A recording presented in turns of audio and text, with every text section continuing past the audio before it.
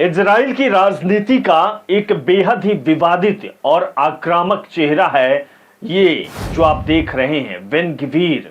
लेकिन Ben Gvir अब surrender हो चुके हैं।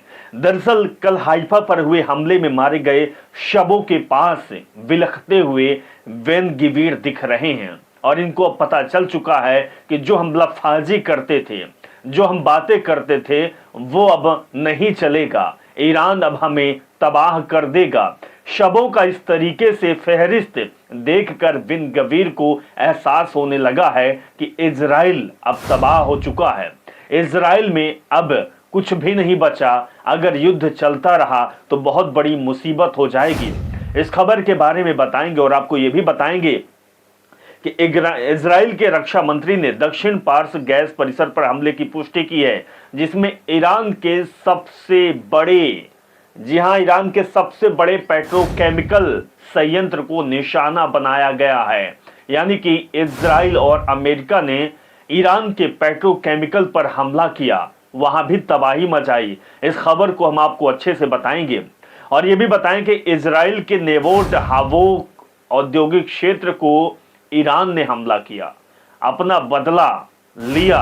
पेट्रोकेमिकल जो इंडस्ट्री पर हमला किया, इसके बाद औद्योगिक क्षेत्र, इंडस्ट्रियल एरिया को भी ईरान ने तबाह कर दिया। इस खबर के बारे में बताएंगे, लेकिन महत्वपूर्ण जानना यह भी जरूरी है कि ईरान और अमेरिका को पाकिस्तान के मध्यस्थों द्वारा तैयार की गई युद्ध समाप्ति योजना प्राप्त हुई है और ये युद्ध के समाप्ति के लिए पाकिस्तान सामने आ रहा है। यानी कि पाकिस्तान अब अपने इस्लामाबाद समझौते को लेकर करार बना रहा है। तो क्या पाकिस्तान इस युद्ध विराम दिलवा पाएगा? इसके बारे में बताएंगे, लेकिन बताएंगे ये भी कि ईरान के विदेश मंत्रालय ने साफ कह दिया है कि पाकिस्तान का जो प्रस्ताव मध्यस्थता को लेकर आया है वो हमें स्वीकार ही नहीं है। इन सभी खबरों का जिक्र करेंगे, विस्तार से बात करेंगे। नमस्कार, मेरा नाम अभिषेक तिवारी है और आप देख रहे हैं द लाइव टीवी।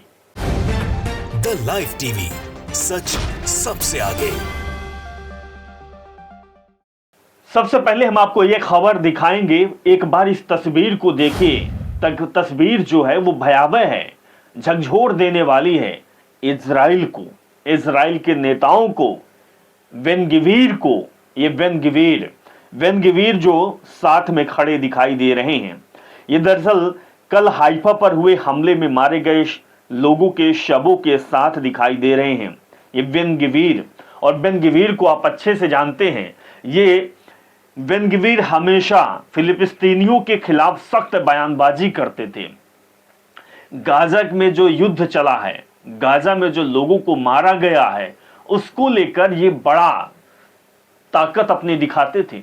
ये कहते थे कि भैया इजराइल तो इजराइल है, हम फिलिस्तीनियों को तबाह कर देंगे। और उसका नतीजा ये है जो ये शव दिखाई दे रहे हैं।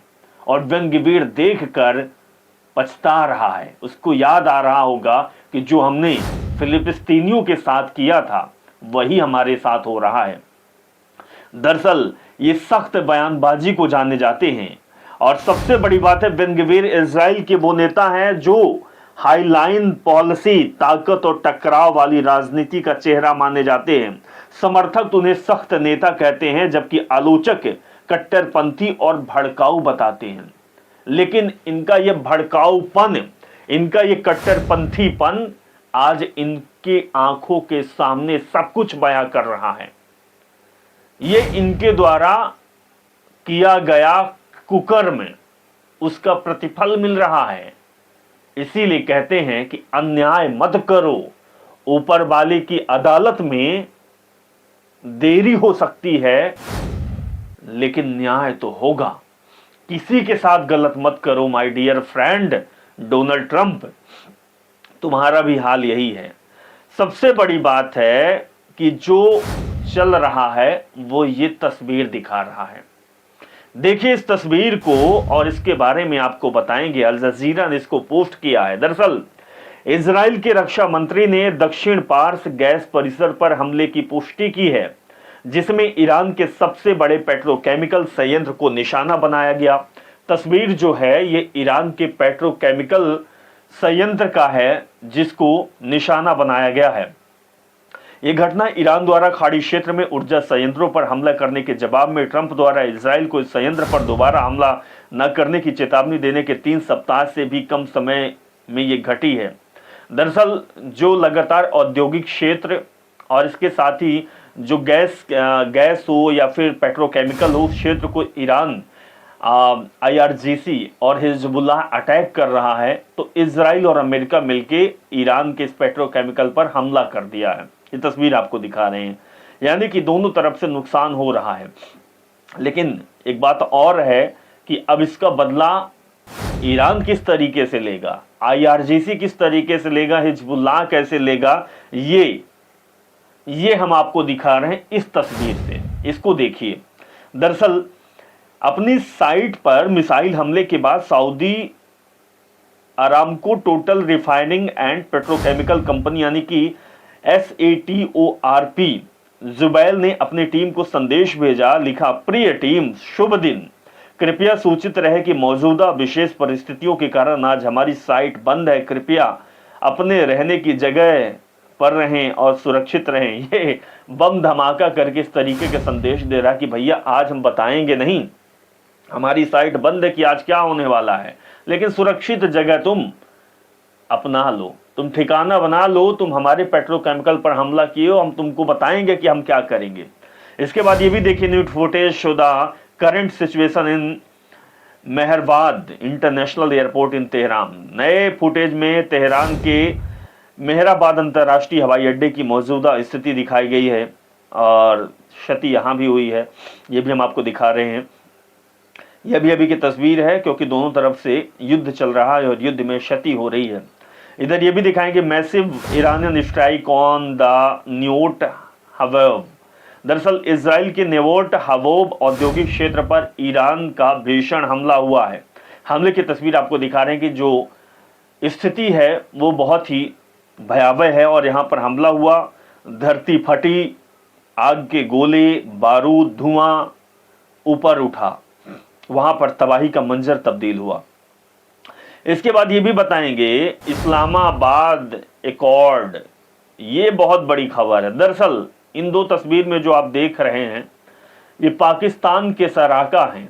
अब इनका रोल आ गया है युद्ध विराम को लेकर। क्या कुछ कहना हम आपको बताते हैं।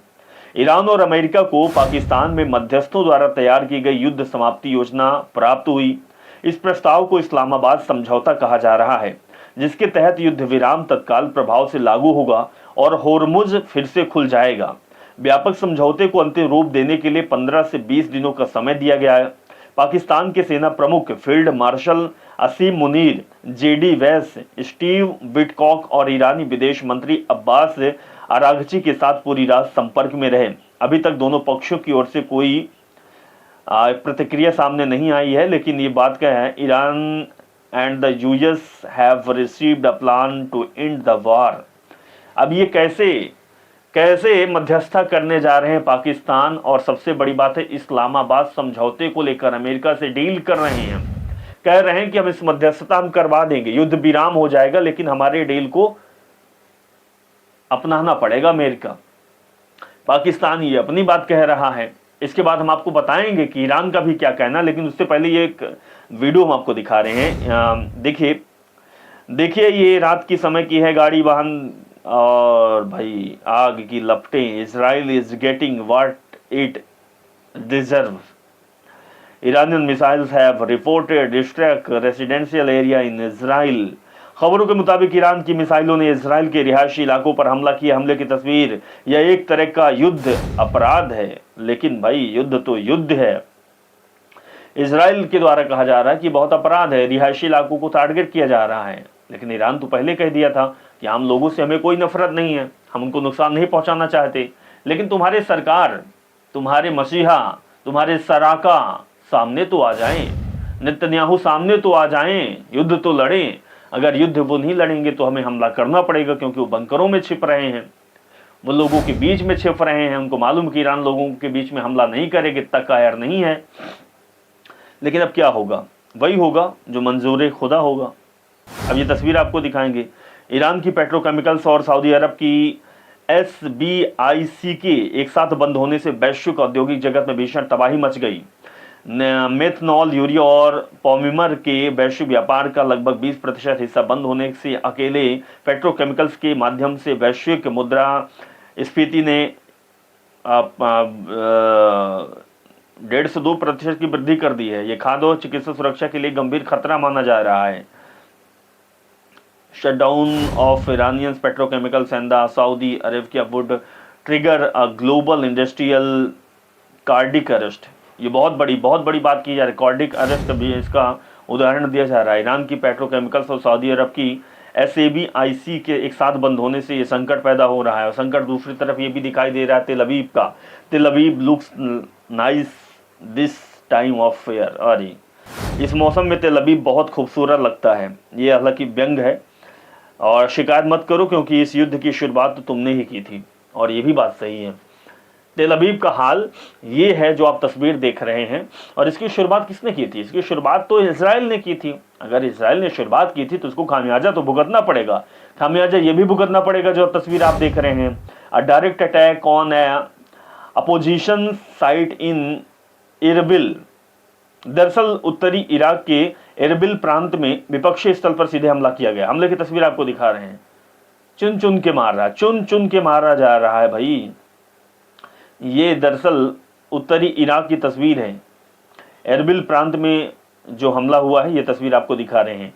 आपको बता रहे थे कि पाकिस्तान मध्यस्थता की बात करता है, इस्लामाबाद करार की बात करता है, तो फिर ईरान का जवाब भी आ गया जवाब। ईरान की विदेश मंत्रालय के प्रवक्ता ने साफ कह दिया है कि जो सीज फायर का जिस तरह का प्रस्ताव पाकिस्तान समेत दूसरे मध्यस्थों के जरिए सामने रखी जा रही है वो ईरान को कतई मंजूर नहीं है।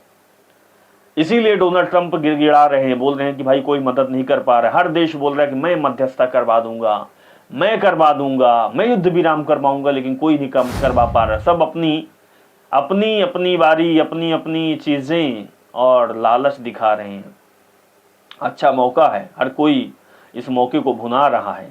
दूसरी तरफ ईरान के विदेश प्रवक्ता ने साफ कह दिया कि हम भाई युद्ध विराम नहीं होगा, ना तो पाकिस्तान के कहने पे ना तो किसी मुल्क के कहने पे। कोई भी सामने आ जाए युद्ध विराम की स्थिति नहीं बनेगी।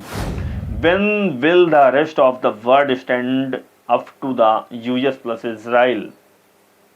दरअसल दुनिया के बाकी देश कब अमेरिका और इजराइल के खिलाफ खड़े होंगे और उन्हें बर्बर और आतंकवादी शासन व्यवस्था के रूप में उजागर करेंगे? सवाल पूछा जा रहा है। दोनों को अंतर्राष्ट्रीय समुदाय से अलग थलग कर देना चाहिए, इस तरीके की बात सामने निकल कर आ रही है। ये बहुत बड़ी बात है। जिस तरीके से ये वीडियो और फोटो दिखाई दे रहे हैं, लाजमी है इस तरीके की बात सामने आना। इधर इजराइल के गशडेन एरिया में गिरा ईरानी मिसाइल का म्यूनिशन। विजुअल में बिल्डिंग का ऊपरी फ्लोर ध्वस्त दिखाई दे रहा है। देखिए बिल्डिंग, आपकी तो आदत पड़ गई इस तरीके से इजराइल की बिल्डिंगों को तबाही के रूप में देखना, धू धू कर जलना, आग की लपटों में सब कुछ सिमट जाना, ये नॉर्मल सी बात होने लगी है। एक महीने से ज़्यादा का समय हो चुका है। इधर तेहरान के मेहराबाद एयरपोर्ट पर फिर से हमले की रिपोर्ट सामने आई है। रिपोर्ट के मुताबिक ईरान की राजधानी तेहरान स्थित मेहराबाद इंटरनेशनल एयरपोर्ट पर आज रात फिर से हमले किए गए, जहां एयरफील्ड से धुएं और आग के बड़े बड़े गुबार देखने को मिले। एयरपोर्ट और उससे जुड़े सैन्य ढांचे को निशाना बनाया गया। इलाके के कई विस्फोटों और आग की लपटें भी दिखाई गई। तेहरान के एयरपोर्ट्स खासकर मेहराबाद में लगातार ये टारगेट किया जा रहा है और लगातार कई हमले हुए हैं। ये तस्वीर आपको दिखा रहे हैं, ये तेहरान के मेहराबाद एयरपोर्ट की तस्वीर है और यहाँ हमला किया गया है इजराइल और अमेरिका के द्वारा। इधर इस खबर के बारे में भी बताएंगे। यूएस ईरान डील पर बढ़ता गतिरोध बरकरार है। कुछ अमेरिकी अधिकारियों का कहना है कि ट्रंप की मंगलवार रात 8 बजे की डेडलाइन से पहले अमेरिका और ईरान के बीच मतभेद कम होना मुश्किल है। रिपोर्ट के मुताबिक ट्रंप निजी तौर पर भी कम उम्मीद रखते हैं कि ईरान कोई समझौता करेगा। इसके साथ ही मंगलवार शाम को स्ट्राइक के अंतिम आदेश जारी किए जा सकते हैं। यानी कि डोनाल्ड ट्रंप को समझ में आ गया कि भैया ये ईरान है, ये युद्ध विराम नहीं लेगा। ये हम हर जगह हम देश में जा चुके, गिड़गिड़ा चुके, लेकिन ये मानने वाला नहीं है। अब हमें भरोसा ही नहीं है कि युद्ध विराम करेगा। अब आगे क्या होगा अल्लाह जाने। इजराइल के पेहाट टिकवा में ताज़ा मिसाइल हमलों के बीच एक जोरदार धमाके से कार पलटने की घटना सामने आई है। ये दिखा रहे हैं धमाका भी सुनिए। ये धमाका और कार पलटी। धमाकों का सिलसिला लगातार जारी है। इजराइल तबाह हो गया है। अमेरिका बर्बाद हो चुका है और बदनाम हो चुका है। सुपर पावर की हर जगह थू थू हो रही है। ट्रंप कहीं के नहीं रहे, ना तो घर के ना घाट के। और ईरान के अब एयरपोर्ट और पेट्रोकेमिकल जो क्षेत्र हैं उनको निशाना बना रहे हैं। लेकिन ईरान ने कह दिया है कि तुम एक तो हम चार, तुम अगर एक जगह हमारे हमला करोगे तो हम तुमको 10 जगह हमला तुम्हारे करेंगे, तुमको बर्बाद कर देंगे। और वो 1 महीने से लगातार कर रहा है। इसीलिए इजराइल और अमेरिका जैसा देश तबाही की गर्त में आ चुके हैं। ईरान को भी नुकसान पहुंच रहा है, इराक को भी नुकसान पहुंचा रहा है। युद्ध है, युद्ध में नुकसान तो पहुंचता ही है। लेकिन सवाल ये नहीं उठता, सवाल तो ये है कि भाई ईरान तो युद्ध विराम की बात नहीं कह रहा, अमेरिका क्यों गिड़गिड़ा रहा है, इजराइल क्यों गिड़गिड़ा रहा है दुनिया के सामने। ईरान तो युद्ध लड़ रहा है। ईरान तो कह रहा कि भाई युद्ध हम लड़ रहे हैं, हम नुकसान सहने को तैयार है। मुझे मालूम है कि युद्ध में नुकसान तो होगा ही। हम अगर मिसाइलें छोड़ेंगे, ड्रोन छोड़ेंगे, बम गोले छोड़ेंगे तो फूल की वर्षा तो हमारे ऊपर होगी नहीं, हमारे ऊपर भी यही होगा। लेकिन हम तैयार हैं। और युद्ध का मतलब यही होता है, नुकसान। युद्ध में फिर कौन क्या होगा, क्या नुकसान नहीं देखा जाता। युद्ध में देखा जाता है कि अब चलो लड़ गए हैं तो लड़ेंगे भिड़ेंगे, हराकर रहेंगे। हार होगी या जीत होगी, लेकिन जब तक लड़ेंगे ताकत से लड़ेंगे। हम दुनिया के सामने गिड़गिड़ाने नहीं जा रहे हैं। आपका क्या कुछ कहना है कमेंट कर बताएं। नमस्कार। द लाइव टीवी, सच सबसे आगे।